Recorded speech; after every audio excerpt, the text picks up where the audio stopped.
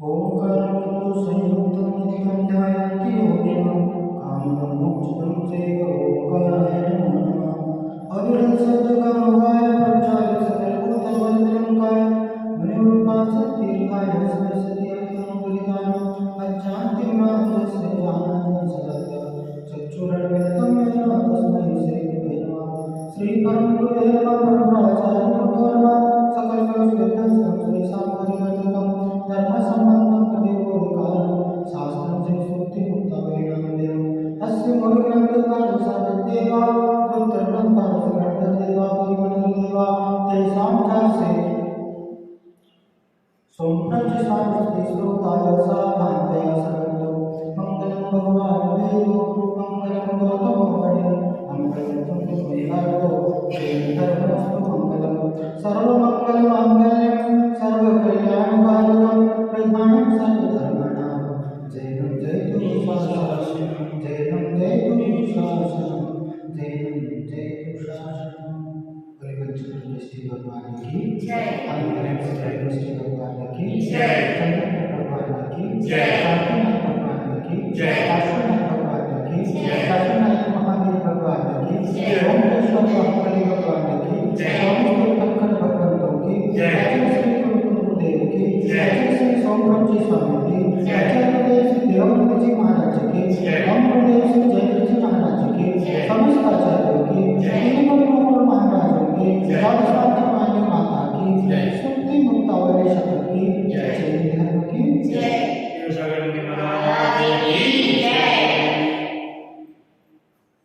सिंदूर नगर स्तव कर्षर क्रोड़े कषाय कवि दारवार जय प्रबोध दिवस प्रारंभ सूर्योदय मुक्त स्त्री कुचकुंभ कुंड कुमरस श्रेयस्तरो वल्लभ व्यास प्रमयोर रत्नदिगर आश प्रभो पातु।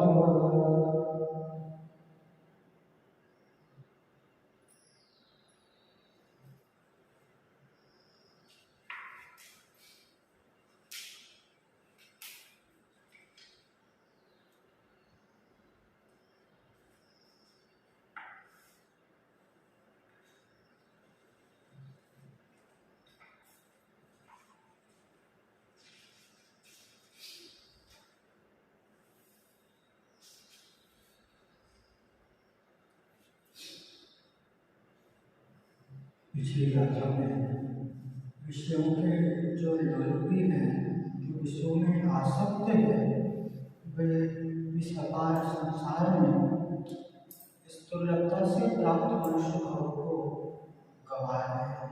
और आचार्य यहाँ पर कहा कि मूर्खों का सदाय कहा, मूर्खों का मुख्य कहा। ऐसे मूर्ख हैं जो श्रेष्ठ जहाज को छोड़ करके और परिकर का अवलंबन है।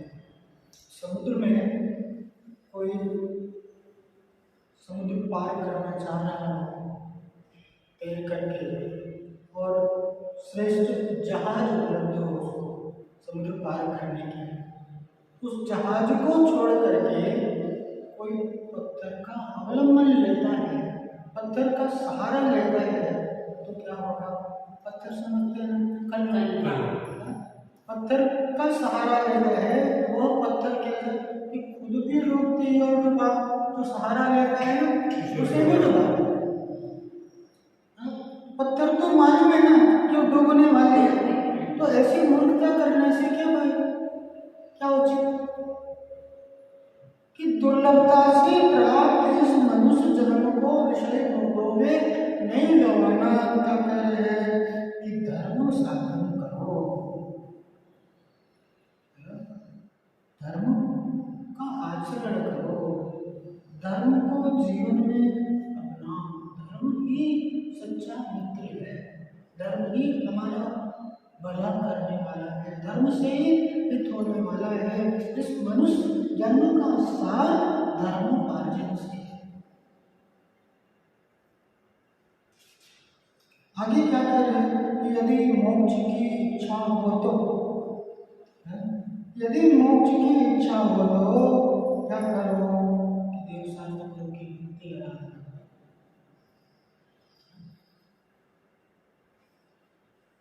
देवशास्त्र, गुरु की भक्ति आराधना करो।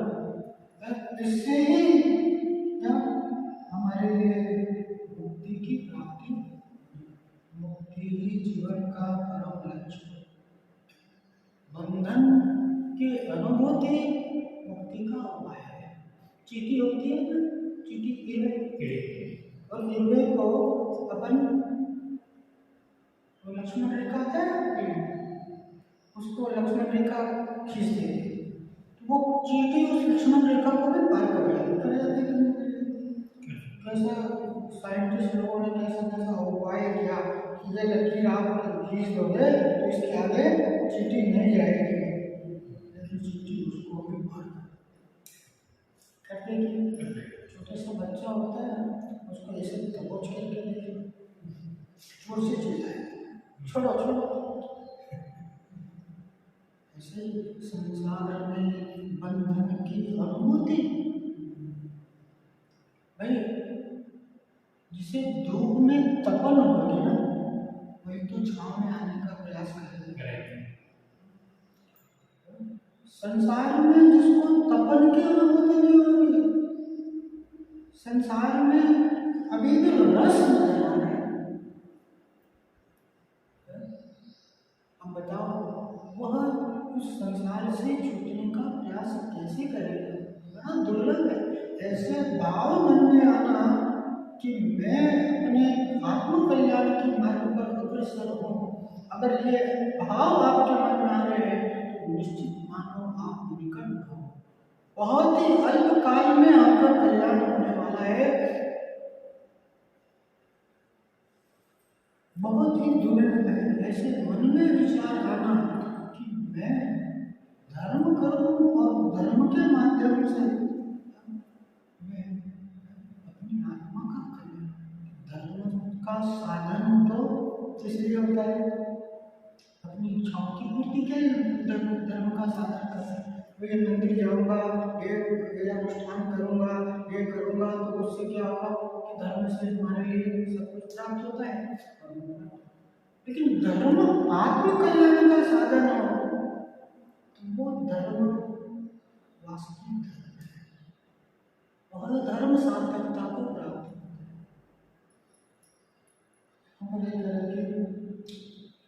सज्जनता, संग, सज्जनों की संगति, दान, तप की भावना।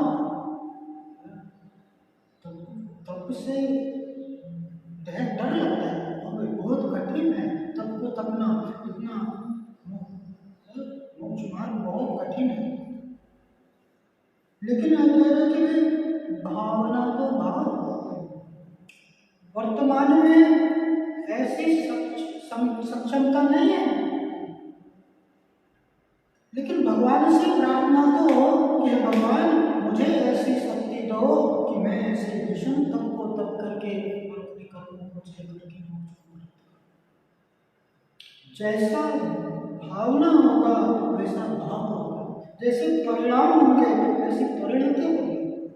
आचार्य यहाँ करेंगे तप की भावना को भाव, अंदर में वैराग्य को, विरक्ति को उत्पन्न करो कि जब तक विरक्ति नहीं होगी तब तक संसार से आसक्ति छूटना चाहिए। धंधा व्यापार करता है ना, धंधा व्यापार करता है और धंधा व्यापार में नुकसान लगता है तो धंधे व्यापार को बदलता है कि नहीं बदलता? बहुत कर लिया है लेकिन इस धंधे में कोई फायदा है दूसरा धंधा। संसार में सुख की कितनी भी उपाय किए लेकिन सुख की प्राप्ति नहीं हो रही तो उपाय करना आवश्यक है ना। आपको यहाँ से शामबेलगोला जाना है या मान लो है सो मुड़बुद्री से धर्मस्थल जाना है और उधर हासन की ओर बढ़ जाए, उधर हासन की ओर बढ़ जाए तो धर्मस्थल आ गए। जितना हासन की ओर आगे जाएगा उतना धर्मस्थल से दूर होता चला जाएगा। हासन कुछ भी पहुंच गया, हासन से आगे भी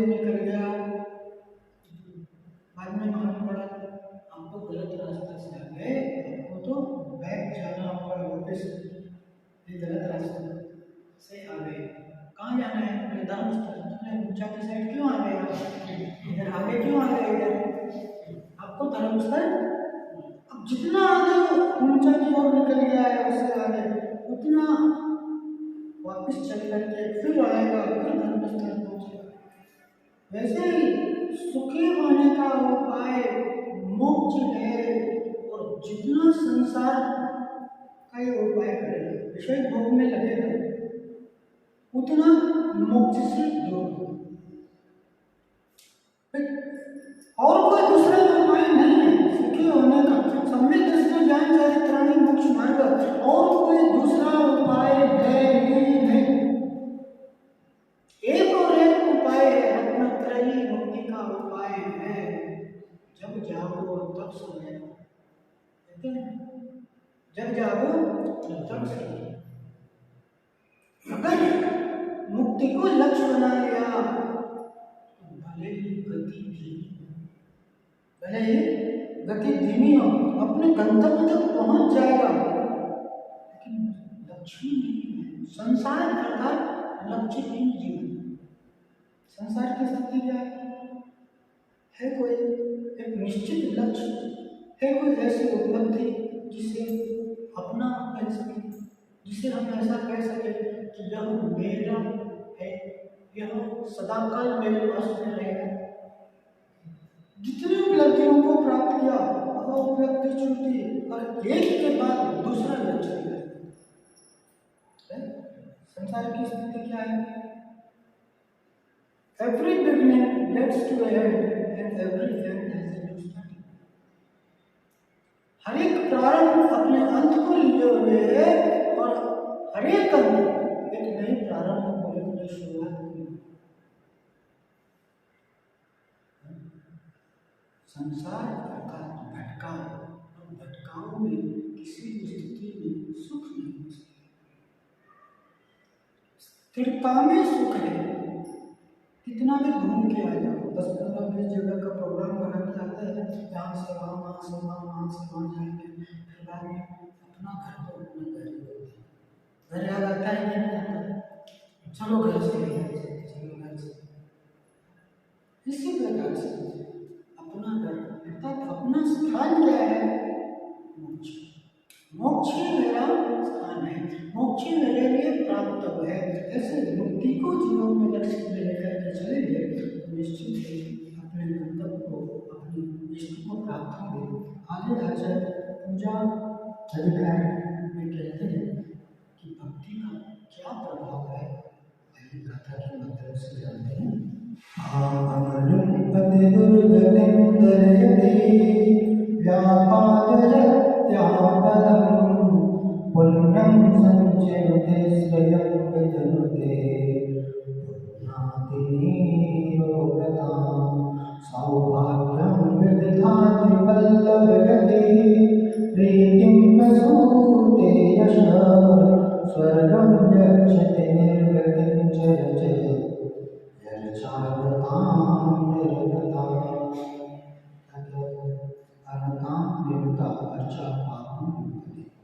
अनंत भगवान की जो भक्ति से पूजा करते हैं उनके पापों का पापों का नाश होता है। दुर्गति का नाश होता है। आपदा व्यापाद्यते, आपत्तियां दूर हो जाती हैं। पुण्यम संचयते, पुण्य का संचय होता है।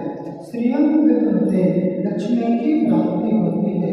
निरोगता पुष्णाति, निरोगता पुष्ट होती है। सौभाग्यम विदधति, सौभाग्य प्राप्त होता है। प्रीति पल्लवी, प्रीति पल्लवित होती है। यश प्रसूते, यश की उत्पत्ति होती है। स्वर्गम गच्छति, स्वर्ग सुख मिलता है। निर्वृत्तिं च गच्छति, और मुक्ति पद की रचना होती है, अर्थात मोक्ष प्राप्त होता है।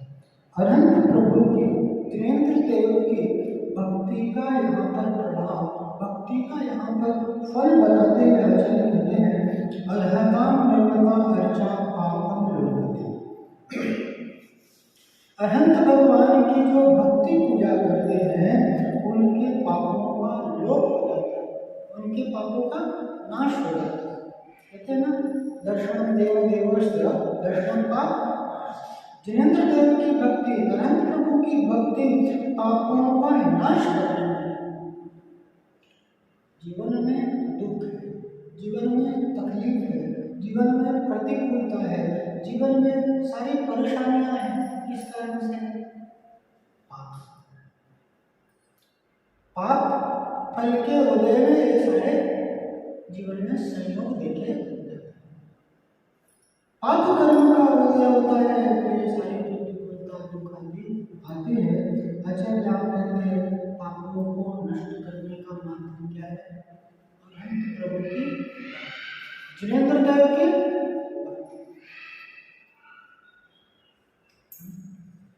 मॉल में जाकर के, डिस्कोथेक में जाकर के, शादी पार्टी में जाकर के पापों का नाश होना है और पापों की मुक्ति होनी है। पापों को नाश करने का माध्यम है अनंत प्रभु की भक्ति, अनंत प्रभु का आराधना, जिनेंद्र देव की भक्ति है। और क्या है? कहते हैं दुर्गति दुर्गति का नाश, नरक निगोद में पहुंच जाना, जाकर क्या जैसे तिलंज नदी के दुखों को सहना कोई नहीं चाहता। दुर्गति से बचना है, नरक निगोद आदि दुर्गति से अपनी रक्षा करनी है, तो क्या करना? प्रभु की दुर्गति का नाश करवाने वाले हैं और स्वर्ग मोक्ष की लक्ष्मी को देने वाले हैं। क्या कह रहे हैं कि आपदम व्यापार, आपत्तियां दूर हो जाती। जिनेंद्र देव के भक्त के जीवन में, अनंत प्रभु के भक्ति करने वाले के जीवन में कभी भी कोई आपत्ति आती।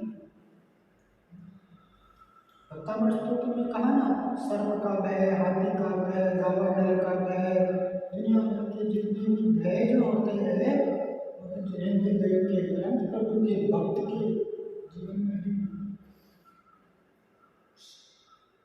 भीषण से भीषण आपदाओं से मुक्त होता है। कारण क्या? कि पुण्यम संचय, पुण्य का संचय, पुण्य का उपार्जन होता है।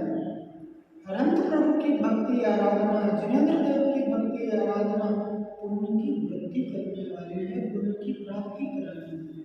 जीवन में जितने भी सुख साधन अनुकूलता है, अपना चाहा हुआ होता है, हम जो चाहते हैं वो होता है।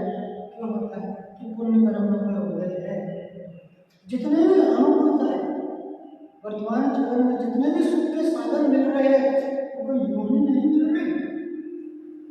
पूर्व में किया गया पुण्य का फल है, होता है ना। कई बार चाहते हैं लेकिन होता नहीं।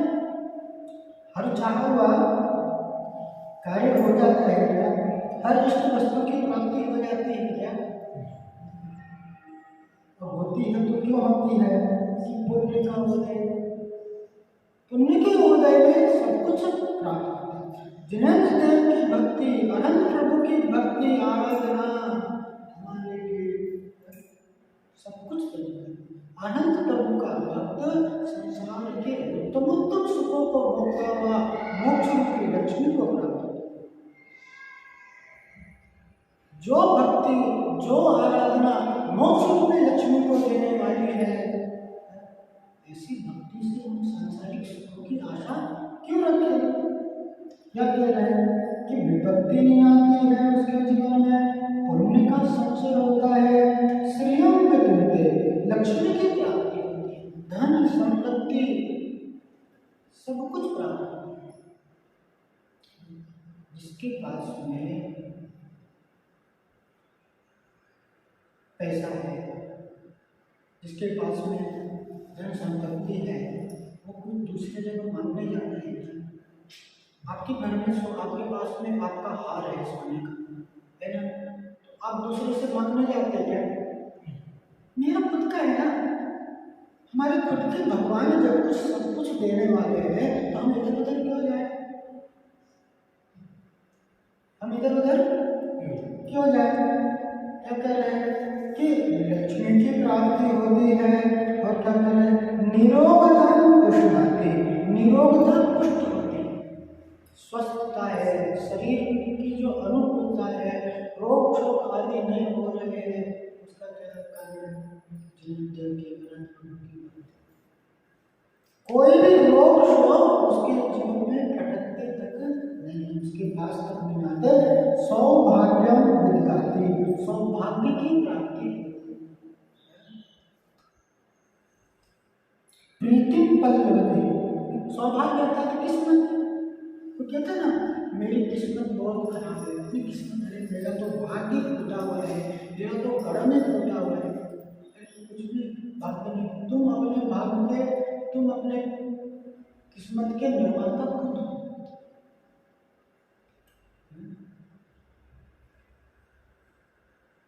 प्रीति पल्लवी, प्रीति पल्लवित होती है, प्रेम आपस में प्रीति प्रेम की यश सुनते, यश की उत्पत्ति होती है। जैनेन्द्र देव का भक्त, अरहंत प्रभु का भक्त यश कीर्ति को प्राप्त होते हैं। सारी जगत में उसकी नाम बढ़ाई होती है कि नहीं होती है? आप मंदिर में जाते हो तो लोग आपको आदर की दृष्टि से देखो कितना है कि नहीं? आप सुबह सुबह अपनी वो डोलची लेकर के, पूजा की पूरी वो लेकर के तो मंदिर की ओर जा रहे हो तो लोग कितनी श्रद्धा से आपको देखते हैं कि देखो रोज सुबह सो मंदिर जाते हैं, पूजा करते हैं। जगत में यश और कीर्ति फैलती है, यहाँ पर कह रहे हैं। और क्या कह रहे हैं? सर्व यच्छति, स्वर्ग सुख की प्राप्ति होती है। निर्वृत्तिं च रचति, और क्या? मुक्ति रूपी लक्ष्मी, मुक्ति पद की रचना होती है, अर्थात मोक्ष की प्राप्ति होती है। स्वर्ग जैसे सुखों को भोगता हुआ मोक्ष रूपी लक्ष्मी को प्राप्त होता है। इस प्रकार से यहाँ पर भक्ति का प्रभाव बताया कि जो भव्यात्मा श्री अनंत वीतराग प्रभु की भक्ति से पूजन करते हैं उनके जन्म जन्म के संचित पापों का नाश होता है।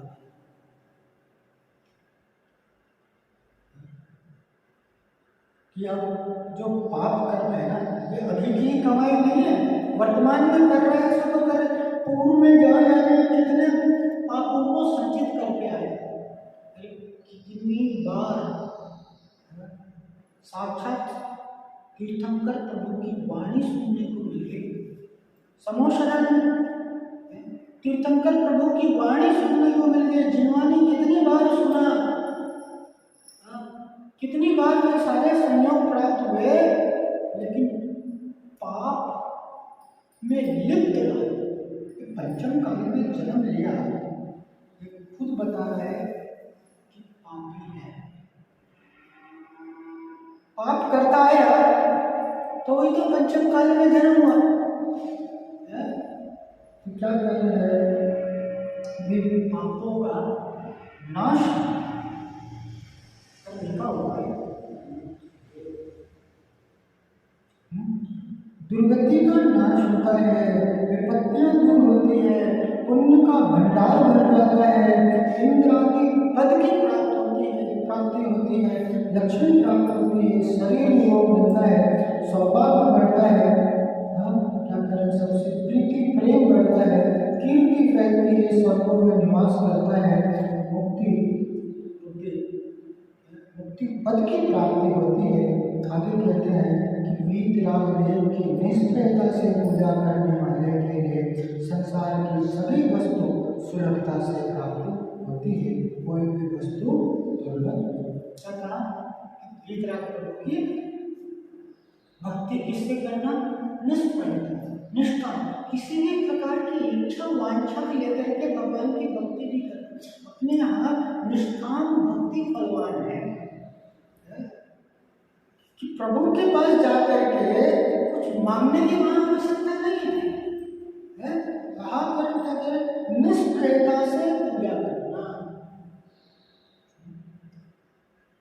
घर में कोई बच्चा होता है, और बच्चा दादा दादी होते बड़े बुजुर्ग, तो शाम के टाइम आकर के उनके हाथ पर दबाने लग जाए, तो क्या होता है कि कहते हैं ऐसे तो पानी की एक गिलास ला करके नहीं देता है, अभी हाथ पाँव दबा रहा है, इसका मतलब देखो तुझे कुछ चाहिए। अभी आपको समझ में आ जाती कि ये इसको पे तो तुरंत निकाल करके 100-500 का नोट दे देते कि जाओ।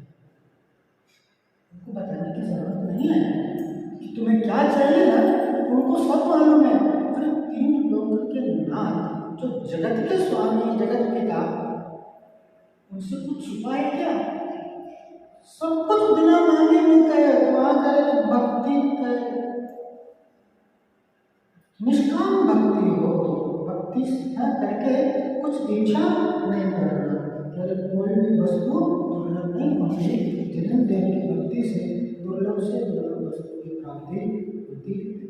समय हो गया है, आज वहीं तक करते हैं।